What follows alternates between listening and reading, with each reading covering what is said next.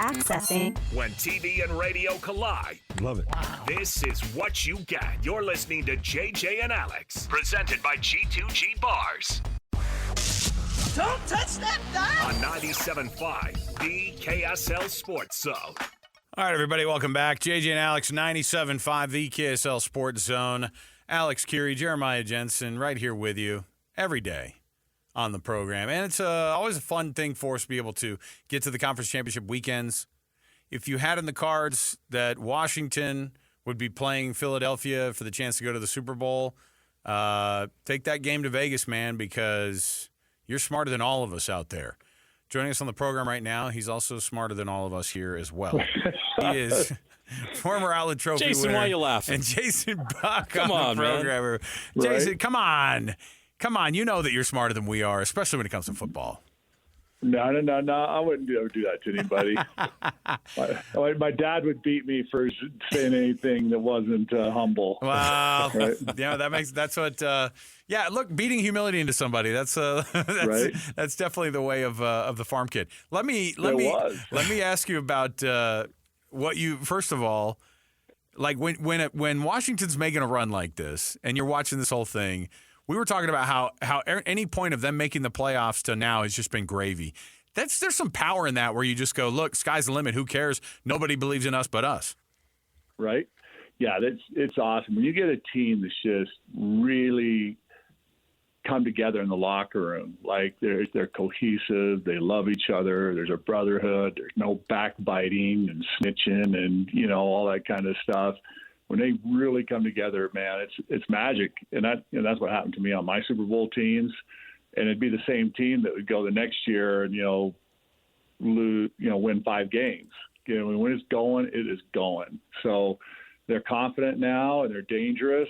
Unfortunately for Detroit, they found out when the hot teams come in, they're playing like that. This is going to be one of the best games ever, playing that NFC East rivalry for the NFC Championship in Philly. I would love to be there. You were a part of that great era in Washington football during the 80s and early 90s when they won 3 Super Bowls over a decade. How cool is it now as a player that won a Super Bowl there? You know those fans and how hungry they must be. How cool is it to see this team now 1 win away from going back? You know what, dude? I lived in Cincinnati, great time. There are a lot of teams, but that D.C., that whole Washington, D.C. seaboard there, when that team's winning, it is insane. And I'm sure I would love to be there. And if they win this game, I'm going to really look strongly at getting to the Super Bowl if their goal, like I did the last Bengals Super Bowl. As you see this, I mean, like you talked about the NFC East kind of divisional matchup, and we talk about how big of a deal it is for anybody to have to go into Philadelphia. That's a tough thing to try to win there in Philly. But there's a team like Washington or even like the Cowboys or the Giants who are like, well, we got to go in there once a year anyway, dude. Like this is something we're used to. And, in the overall history of things, like, the Eagles are kind of a new thing. Like they won their first title in forever. Just a few years ago. And so, right. And Washington is one of these teams that I just don't think are afraid to go into Philadelphia. It's not like they're going to go, oh, the fans in Philly, we're not used to that. No, I don't see that at all. They proved it going into Detroit, the number 1 team in the NFC, and I don't see an issue with that at all. You're right. The rivalry, the guys that play in Philly all the time. If anything, if I was there, you would just, when you go play in those hostile environments, it's just, you feed on it almost as much as you do at home. I mean, I did. You love that thrill and the crowd going crazy. And I'm telling you, if Philly hasn't changed, that's one of the cruelest places to ever play with fans. The cruelest fans, I should say, that abuse you. I mean, it is quite the experience. I wish you could be on the sidelines there when their fans are going after the players because it is awesome. I can't believe it's been 33 years since the Super Bowl that you played with that team. And, you had a lot of sacks over the years at BYU and in the NFL, but was that sack of Jim Kelly in the Super Bowl, was that your greatest sack? What was that like? Oh, I don't know if it was the greatest sack, but, because it's up there definitely because One of Aikman in the end zone to win in RFK was just the timing of it was unreal with John Madden doing the game Sunday night. It put us in the playoffs. I mean, the stadium literally almost crumbled. I had people come up to me and said they'd been going for 30 years in the upper decks, the RFK games, and they said for the first time ever they felt the upper deck shaking and thought it was going to come down. Wow. And it was, so that one, but yeah, dude, the Super Bowl, you dream about it all your life. I got to Sac, Montana in my first one, and then this one, and it's like you're out of body spiritual experience, the adrenaline, but the visions of your family and your loved ones and your life of work. At least for me, you're coming up off that sack doing the war dance, going crazy. And I know my wife's up there, and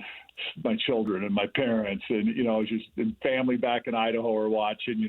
I freaking did it when nobody believed you'd ever be there. I mean, everything's going through your head at that time. It's just an unbelievable experience, and it's like you wish you could do it every day of your life. But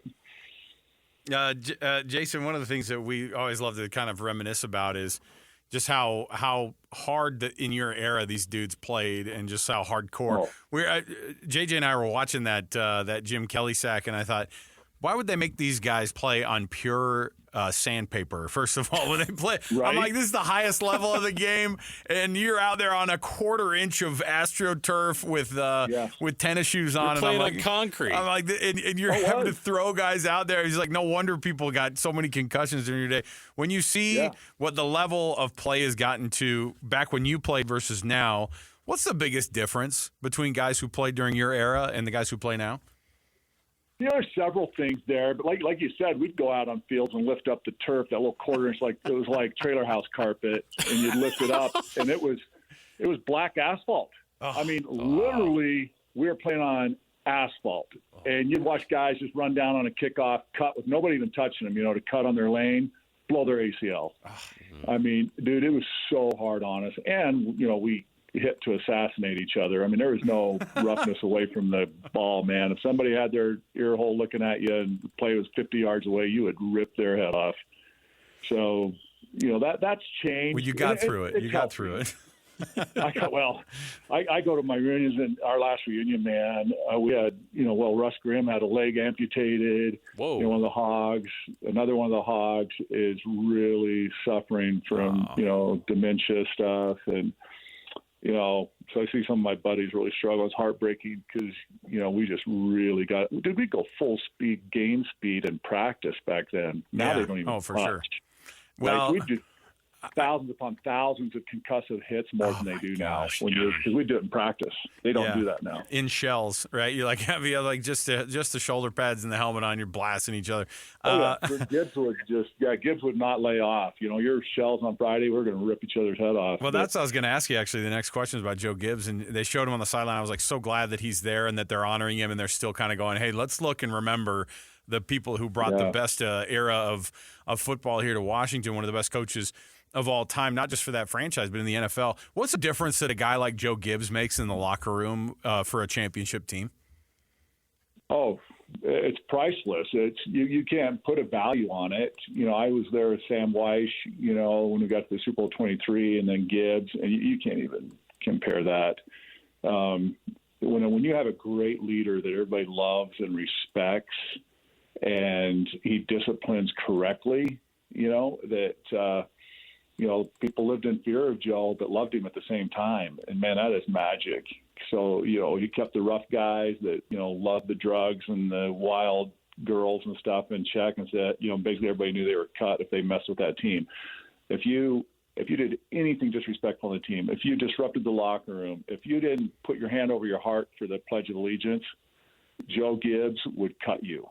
Wow. I mean, we ran and man, if that wasn't like everything American to me, toughness, Lombardi, Landry, and he actually coached with Landry. That was what I believe the true NFL was all about. And I love Joe. I would always model myself after him as a coach. I love the man, and I would die for him, play for him any day. What was the difference then? You brought that up about the difference between. I mean, obviously, Joe Gibbs won you a Super Bowl, helped you win a Super Bowl ring, and then you fall short with Sam Weiss. So, what was the real difference between those two guys, aside from maybe the discipline stuff? But what were the core things that you're like, oh no, that's why Cincinnati wasn't winning a title? Yeah, because of Joe Gibbs, we had a lot of just dearest friends of my life, obviously, on my Cincinnati team, just studs, many, but we had a much higher percentage of ruffians, there's a nice way to say it, that were never disciplined and never held accountable for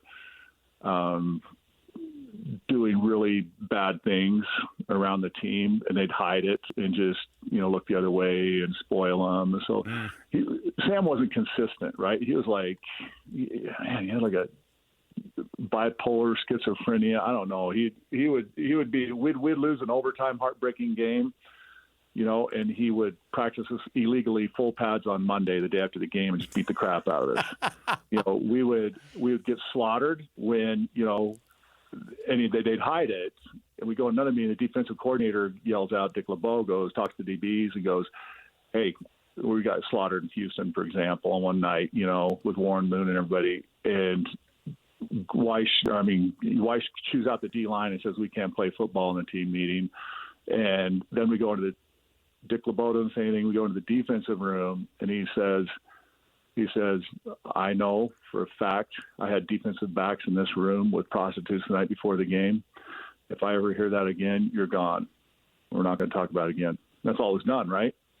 Well, we get our butts chewed. We lose 46-6, but all the guys know that. Well, how do you sack quarterbacks when the DBs are playing horribly and getting smoked? And they were not all of them, some of them, the significant starters were, getting prostitutes in their rooms.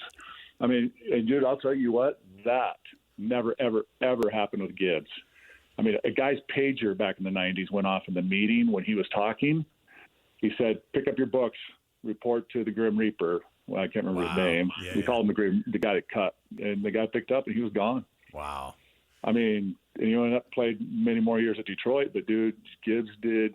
So, Weiss had his favorites, treated some people bad, some people good. He just he's a great offensive mind, offensive coordinator guy, but he needed a Joe Gibbs as a head coach. Jason Bach, BYU legend, and of course, Super Bowl winner between Washington and Buffalo back in the day. We would love to see a Washington-Buffalo rematch again. And I'm sure the Buffalo folks want some version of retribution to at least beat maybe one of those teams they lost to in those in that 4-game. Hey, just 4 years in a row. Give us somebody not the Chiefs. Yes, please. Do you have Chiefs fatigue, Jason, or do you really love that team? Well, I really love Andy Reid. He's a good friend. So I'm kind of partial to Andy, obviously. Yeah, but sure. He is a great guy. But I'm partial. I like the underdogs and the small city teams. So I do have a love for Buffalo, even though I've played them many times. And I don't know. It's that underdog thing. Oh, yeah. And so I favor Buffalo, over Kansas City that way. And then, of course, I'm mad at the Washington. Look, that's who signed your checks, I guess, back in the day, right? So that's right. That's a hard one. That's a hard one to give up. Sure. It's so personal to you. It's your family. Yeah. And whether you talk to Riggins or my Hogs or all my buddies, that 80-90% of us are like, no, we're it's one of these moments where I think that you're able to at least you're able to at least kind of relive these moments, and I think it's all, like I said, this is all gravy at this point. You get Washington in, and they knew that everybody went, oh, that's nice. They made the, Jaden Daniels rookie season. They make the playoffs. That's nice. Dan Quinn, he's turning some things around there. But obviously, you change over an owner, it makes all the world of difference. And so, Jason, we appreciate it, man. Does. Thanks for all the time you always spend with us, and we're looking forward to this one again. And keep that physique up. You're still one of those guys. Looks like you could be in the WWE, man. So we appreciate it. Well, I was in the weight room for a couple hours today, training. So I'm trying to be as good once as I once was. There you go. Right. Jason, say hi to Roxy for us, man. And we miss Thanks, you, buddy. Alex. All righty. All right. The best, there Jason. Appreciate you. All right. We'll take the break here. We'll come back. More to go around the corner. Listen. It's a little bit like when when you get the Dolphins going to the Super Bowl, or the Dolphins like they pop the champagne every year. Yeah. When the last team goes undefeated. Yeah. When you're like, if you played for a team and Washington has no business going to the Super Bowl in a year like this, compared to with all the work you're supposed to be doing. We talk about windows being open, all this, all that's out the window this year. It would be a crazy story. No one is like, well, it's a rebuild. Like, you would have considered this a rebuild. So I was talking to Rusty Keys, and he asked me this question: has a rookie quarterback ever played in a Super Bowl? I was like, you know what, Rusty? I don't know. Let me look it up. And no, never. No rookie quarterback has ever started in a Super Bowl. Wow. The youngest quarterback to ever play in a Super Bowl was Ben Roethlisberger at age 23. Not a rookie. No rookie has played in it or won it, obviously. Wow. So we could see history if Jaden Daniels can pull this off on Sunday. All right. Well, this portion of the show is always the first part of the hour brought to you by the family of Doug Smith at dealerships in American Fork, Spanish Fork, and now in Linden, of course. You can get yourself all the brands basically across the board, but you just got to go down and get taken care of there in American Fork, Spanish Fork, and in Linden. Nobody knows cars like Doug. We'll take a break. We'll come back. Got more to go here for you. Top of the hour, by the way. We're getting you ready for this Utah Hockey Club matching up against the Minnesota Wild tonight in Minnesota. You're going to get your pregame at 5 o'clock and your 6 o'clock puck drop right here on 97.5 The KSL Sports Zone. More to go. 97.5 The KSL Sports Zone. All the latest news and notes from the league and the locals in the NFL. JJ and Alex bring you the NFL Blitz on 97.5 The KSL Sports Zone.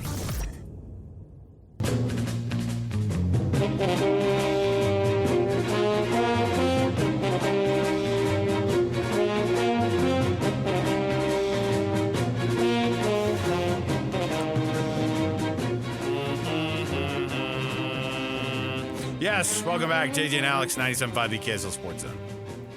Alex, Kirry, Jeremiah, Jensen. Oh, it's a Thursday. You know what that means? We got ourselves a little bit of business to take care of. Every Thursday, we've been telling you, of course, we roll out our Hercules Hero of the Week. And what is the Hercules Hero of the Week? It is people who go the extra mile in their community for youth sports. We have nominations across the board from across the state for amazing people who give up so much of their own time and effort to make sure that the kids in our communities have an awesome youth sports experience, whether it's at the volunteer level or if they're working for the city or if they're working for a school. They do so much to make sure that your kids have an awesome experience. And this week, your winner is Robert Ross. You recognize that name, yes, JJ? I do. Lone Peak High School varsity basketball coach, nominated by Gary Winterton. Here's what he says about Coach Ross. Lone Peak varsity basketball coach. In early September, Coach Ross found out he had a tumor behind his eye about the size of a golf ball. At that time, he was diagnosed, and the prognosis was not hopeful.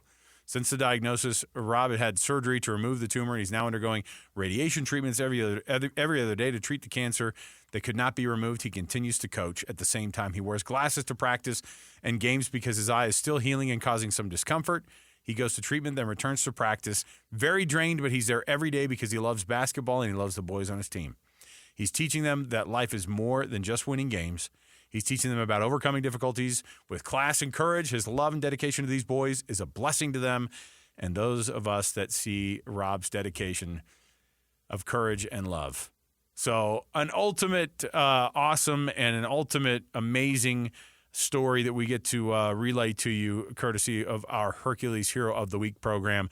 So two things. We love the effort that Coach Ross is putting out there, and we just wish him the best in that recovery and trying to get that health right. Lone Peak has an absolute gem of a coach there, and we appreciate Gary Winterton for throwing that nomination in there because otherwise we don't get to hear a story like this. People across the Wasatch Front might not have any clue of what they're going through there, and there are guys like Coach Ross who are making extra effort, and they don't want the recognition. They just want to be there for the kids, and so that is one of the coolest ones we've been able to do so far this year, JJ, right? Yeah, that's great. And there's so many great coaches across the state. It's and especially you see coaches that not only talk the talk but walk the walk. Mm-hmm. When you have a coach that's going through adversity and fights through it, your players, I'm sure that's inspiring, right? Because you try to teach these young people life lessons, and he's really living something that's difficult and challenging, and he's able to teach that life lesson to them in a really, really poignant way. So we hope Coach Ross the best, and Lone Peak basketball program has always been very good, and he continues that tradition there. So here's what happens. That nomination and the winner this week, Coach Ross, is going to get himself a gift card from Hercules Credit Union and also $200 to Beehive Meals. They are your main sponsors for Hercules Hero of the Week, and we appreciate that. You can nominate a youth sports volunteer that you know in your neighborhood for the Hercules Hero of the Week. All you have to do is do what Gary Winterton did and just throw that nomination in. KSLSports.com/contest. Listen, every Thursday we read off those winners and we celebrate the efforts of those volunteers making an impact in their neighborhood with this program, the Hercules Hero of the Week. We appreciate the sponsorship by Hercules Federal Credit Union and by Beehive Meals. All right. Fire up the old NFL music again here, producer Alex, and let's get to some of these NFL stories that are going on here. All right, per Adam Schefter. We got some breaking Shefty news? Is that what's going on? Oh, boy. Holy cow. The Buccaneers apparently have had no contact with Liam Coen or his representation. The team has tried to make multiple efforts to reach him, and he has not gotten back to them. Coen is in Jacksonville apparently discussing a deal to become the head coach. Boy, that's kind of awkward. The Bucs are getting ghosted by their OC, who they just extended? So isn't that what happened yesterday? Here's some backstory here. Yes, he did. But here's the backstory. So he was a candidate, and he interviewed for the Jags job, but he turned it down. Right, because he's like, Because Trent Baalke is their GM, and apparently word got out that he didn't want to coach because Trent Baalke's an idiot. And the entire league knows it. Well, so no, I get it. And their owner, Sean Coen, look, you finds out that they didn't get their guy because he wouldn't work with Trent Baalke. So Coen fired Baalke yesterday. And then he goes, what about now? So now Coen's back on the phone. Hey, bro, come back. Now come hold back. on. And the Buccaneers are like, wait a minute, what's going on? And now Coen's ghosting his team? What a wild situation. What's crazy about this is if he ends up not being signed as the head coach at the Jacksonville Jaguars, he'll be like, no, my phone wasn't working on the airplane. I was going with my kids to St. Martin's. What? I couldn't. No. What happened was I was fishing in the boat in the you know how Hans lost his phone this last week? He did? Yes, ice fishing. Oh. I would have given him that story. Oh. No, I was ice fishing, dude. You didn't know that? No, I had to get a new phone totally. Were you guys trying to call me? I signed that extension. I thought we were good. We heard you were interviewing for another job. What? From who? So that's turned into a fun drama. How does that turn out, by the way? How does that turn out? He's going to be the head coach of the Jags, right? That's probably what's going to happen? Yeah. So then what? Can you annul that marriage that you signed up yesterday to go through with? He was going to be the highest paid coordinator in the NFL. You know what it is? It's these kids, man, in their 30s that are being head coaches in the league now. They do whatever they want. How many 30-something-year-old coaches are there in the league now? Because he'll be another one. Half of them. He'll be another one. Okay? Not even 40 yet, Liam Coen, and he's out here ghosting a team who just paid him as the highest OC in league history. No problem. That's where we've gotten everybody. You know what, though? We'd probably all do the same thing. I just love the idea that they can't get a hold of him or his agent. That's wild. Well, my thing is this. If you're the Buccaneers, you're like, oh, no, we talked yesterday. Why do you need to call me today? Come on, what? What? And could you imagine going out and having a conversation? Shad Khan going and said, you said if I fired him, I'll do whatever you want. And what is he going to be, the GM himself? Is Liam Coen going to be the GM head coach now? Now you got to go find a GM. That's what I'm saying. And typically you hire the GM first, then the coach. Look, the Jags are a mess. The Jags are a joke. And we talk about ownership. What did a change in ownership do for the Washington Commanders? In 1 year, Josh Harris has changed the entire franchise. Nobody even remembers what's his name? It always starts at the top. Dan Snyder. Dan Snyder is a piece of crap. Yeah, man. Just look around every sports professional league. Ownership, it starts with the owner. If you don't have good ownership, you don't have a good franchise. Period. Okay, listen to me. The NFL has a list now, or the AP has a list of all of the NFL's MVP finalists. I'm going to give you the list here. You give me your winner. You get a Heisman vote, so I'm going to give you an MVP vote for fun. Josh Allen is a finalist. Shocker? No. Lamar Jackson, a finalist. Shocker? No. Saquon Barkley, a finalist. Shocker? Absolutely not. Joe Burrow and Jared Goff are also named as finalists, which feels kind of awkward. It's a three-man race. Okay. I'm going to ask you who the winner is then, because between Josh Allen, Saquon Barkley, and Lamar Jackson, who's your winner? You want me to say who I think is going to win it or who I would vote for? I'm going to tell you, let's say it at the same time, who we think deserves it the most. Saquon Barkley. It's definitely not Saquon Barkley. It's Lamar Jackson. Wow. Statistically, Lamar Jackson is probably going to win it. I hope he does. But he had some insane freaking. He had another year. The by the way, his insane don't years count. To win a third one, by the way, you have to have only the type of numbers that he had this year. That's the only way you can do it. But he had Derrick Henry in his backfield. Yeah. He had a good team. But the Bills were supposed to take a step backwards. He had a good Josh season. Allen. He threw for 4,200 yards. Yeah, he was pretty and elite. 41 touchdowns, and then ran for another 915. I would have no problem with him winning statistically. And you know what? He probably is going to win. And it's okay. He eclipsed Michael Vick for the all-time leading rushing quarterback in NFL history at the same time that he threw for more touchdowns than Jared Goff threw for, which is the only reason he's in that conversation. Joe Burrow led the NFL with yardage and touchdowns, and he only threw 2 more touchdowns than Lamar did. Lamar threw 41 touchdowns and 4 interceptions. First team All-Pro is your MVP. It's got to be Saquon. It's got to be Lamar Jackson. I love what Saquon did this year. The running back position. We were told the running back obsolete. position wasn't important. It is not. And still. then Saquon Barkley threatens Eric Dickerson's all-time single-season rushing record. And the Eagles, who I thought were going to take a step back, and a lot of people thought were going to take a step back, it turned out to be the most important free agent acquisition, not only of this year, but probably the past 5 years. It's like, in spite of Nick Sirianni being a weirdo. Nick Sirianni, I don't even think is a good coach. No, I don't think so either. Right? But you put Saquon on that team, and suddenly they found another gear. It's a hard one because I think all three deserve it. Statistically, Lamar deserves it. From a who's the most valuable player to their team, it's Josh Allen, and then who blew everybody away with what they were able to accomplish this year at Saquon. So that's like asking you which one of your children you like better. For some parents, it might be easier than others. Well, listen, BYU just did that study that just said straight up that the youngest is the favorite typically. Wow. Parents have favorites, and it's the youngest. And I'm the youngest, and I can assure you that I'm definitely the best. You want to hear the odds? Vegas. Here's what Vegas thinks. A lot of people have Josh Allen. Like, by the way, Josh Vegas, Allen is the one who he's heavily favored.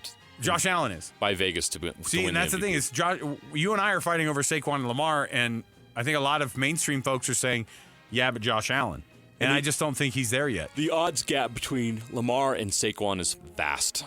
Okay, so it's basically a 2-man race according to Vegas. Okay, so he threw for 500 yards fewer than Lamar Jackson did. He threw for 13 fewer touchdowns. He ran for half the yardage. What are we doing here? What are we doing? I get it. It's a different name. You get the whole thing. It's just like, remember Nikola Jokic? It was like at some point we got sick of him being the MVP, so we're like, give it to somebody else. No, give it to the guy who deserves it. Lamar Jackson deserves it.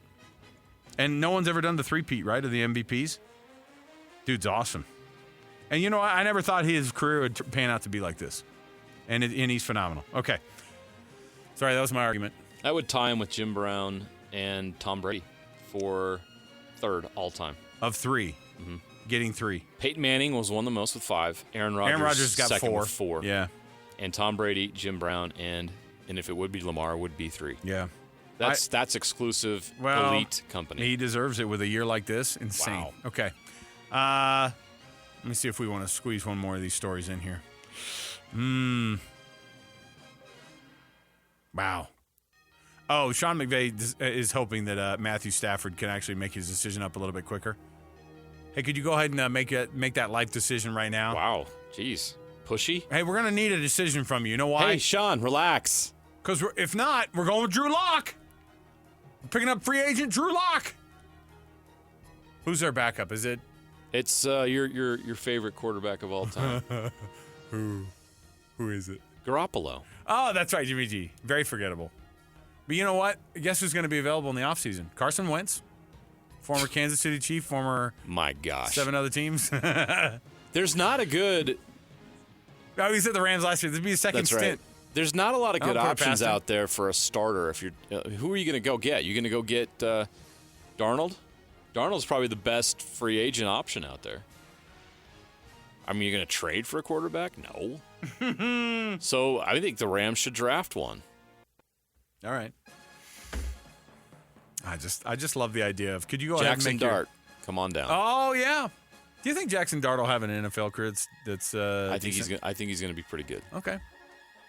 Just I don't know where he's going to go in the draft though. He's not Yeah. not going to go in the first round. I'd dock him a couple points if I'm a GM for that stupid face paint situation every game. He's not going to do that in the league, right?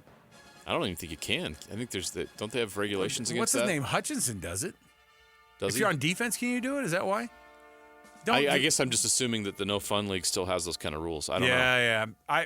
You don't see a lot of guys do the crazy face paint stuff. It looks like other he than he Aiden. changed his tire and then wiped his face Yeah. on just the one side. Yeah. Whoops. Yeah. You're going to have to get rid of that kid. All right, we'll take a break here. We'll come back. We'll get you ready for Utah Hockey Club against the Minnesota Wild tonight. You're going to get yourself a pregame. Veggie going to get the start in net. And Mikhail Sergachev did not travel with the team. We'll have that and much more to talk about with this Utah Hockey Club next, right here, 97.5 the KSL Sports Zone. Ladies and gentlemen, the biggest name. You're locked into JJ and Alex. With the insight and analysis on the teams you can't live without. Presented by G2G Bars. This is 97.5, the KSL Sports Zone. What's this guy's name? Shabuzi. Shabuzi. He opened up the season for us, right? That's right. It's out here on the plaza. I thought it was like the beer guy. The beer guy. Shabuzi. The booze man. Shabuzi.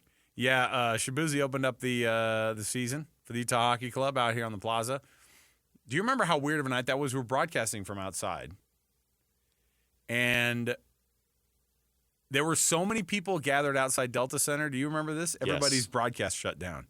We lost our signal because we had there no was, signal. You know why?